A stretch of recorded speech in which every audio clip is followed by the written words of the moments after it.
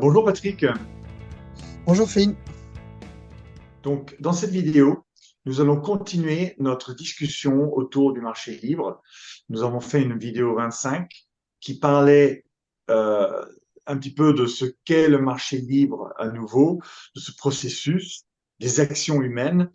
Maintenant, regardons réellement ce processus. Alors, qu'est-ce qui se passe? Imaginez ou imaginons, nous avons une région avec plusieurs villes. Et dans ces villes, nous avons des individus qui vivent. Et nous avons des régions, donc, d'un niveau de développement, par exemple, très différent. Donc, on a parlé la dernière fois du fait que le marché libre a une tendance à égaliser. Le marché libre veut essayer de trouver un équilibre. Donc, ça, c'est aussi un a priori quelque chose qui n'est pas tout à fait compris. On pense souvent que le libéralisme est sauvage, que le marché libre ne peut pas marcher parce il exacerbe les différences, les inégalités. En fait, il faut comprendre que ce n'est pas le cas, c'est exactement le contraire. Le marché libre a une tendance à égaliser, souhaite constamment égaliser, souhaite arriver à un équilibre, mais n'arrive jamais tout à fait à atteindre cet équilibre parce que la donne change en permanence avec des développements techniques, avec des améliorations de productivité, avec tout simplement des individus qui changent. Donc, si vous avez cette région, pour revenir donc à cette région, vous pouvez imaginer si ces régions sont pas tout à fait identiques. Vous avez des secteurs économiques différents dans ces différentes régions. Vous avez des niveaux de développement différents dans ces différentes régions. Vous avez également des démographies légèrement différentes dans ces régions. Et cela veut automatiquement dire que vous allez avoir des taux d'intérêt différents dans ces différentes régions. Parce que le taux d'intérêt va refléter l'appréciation du risque, va refléter l'attractivité d'investissement dans ces différentes régions.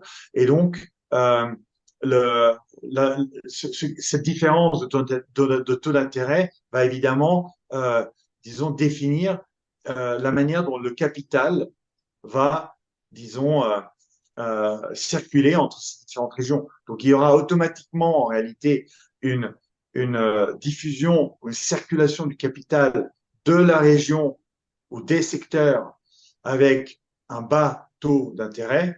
Donc, c'est typiquement les secteurs les plus développés, les sociétés les plus développées, vers des secteurs où vous avez, ou des régions où vous avez des taux d'intérêt plus élevés.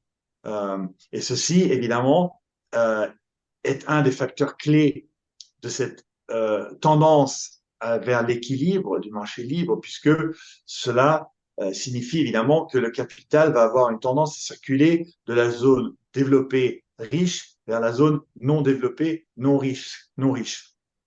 Ensuite, au niveau des humains, ça va être la même chose. Il va y avoir des opportunités qui vont se présenter dans les régions qui ont du potentiel de développement, plus que dans des zones où le développement a déjà atteint un certain niveau. Donc, quand il y a un surplus de capital humain, c'est-à-dire de ressources humaines, ces humains vont avoir une tendance à circuler vers les zones où il y a des opportunités. Mais ensuite, il y a aussi la question de salaire. Donc, effectivement, il y a une tendance aussi pour quand il y a des différences de salaire, et bien évidemment, les humains ou les salariés potentiels vont avoir une tendance à circuler vers les régions à salaire plus élevé, ce qui va avoir une tendance, une pression vers le bas sur ces salaires. Et si les salaires sont trop bas dans certaines régions, effectivement, moins de salariés ou moins d'humains vont avoir une volonté disons, de travailler dans ces zones-là ou dans ce genre d'emploi, et donc ils vont éviter ce genre d'emploi, ce qui va mettre évidemment une pression vers le haut sur ces salaires-là. Donc à nouveau, nous voyons typiquement la manière dont le marché libre a une tendance à essayer d'équilibrer au maximum voilà. Et la même chose se passe en réalité avec le capital, c'est-à-dire l'argent. Vous allez aussi, on vient d'en parler, vous allez typiquement avoir dans un marché des différentes monnaies, typiquement, mais ça va être probablement des monnaies basées sur l'or, sur l'étalon or ou bien une autre, un autre moyen d'échange qui est sûr, typiquement ce sera l'or, et cela veut dire que euh, vous allez avoir des monnaies éventuellement différentes, émises par différentes banques dans différentes zones, mais ces devises vont être les plus fortes et les plus populaires d'entre elles, et en réalité, vont être des devises qui vont être basées sur l'or et qui vont donc être interchangeables avec un taux de change qui ne va pas fluctuer énormément. Donc ça, c'est les premières choses que nous pouvons dire autour d'un marché libre. Et je recommande réellement aux auditeurs aussi de lire, par exemple, les deux, trois premiers chapitres de cet ouvrage magistral de Rothbard, de Murray Rothbard, qui a écrit donc un livre qui s'appelle Man, Economy and State, donc Homme, économie et État. C'est l'une des œuvres clés, disons, de l'économie autrichienne et du libre marché. Oui, ce que tu dis est intéressant. Je vais simplement ajouter quelque chose ou approfondir quelque chose quand tu parles de l'égalité. Tous les individus, tous les êtres humains sont différents. Mais par contre, ils sont tous égaux en dignité. Et le libre-échange est un élément, peut-être même le seul, qui permette de respecter cette égale dignité entre des personnes différentes.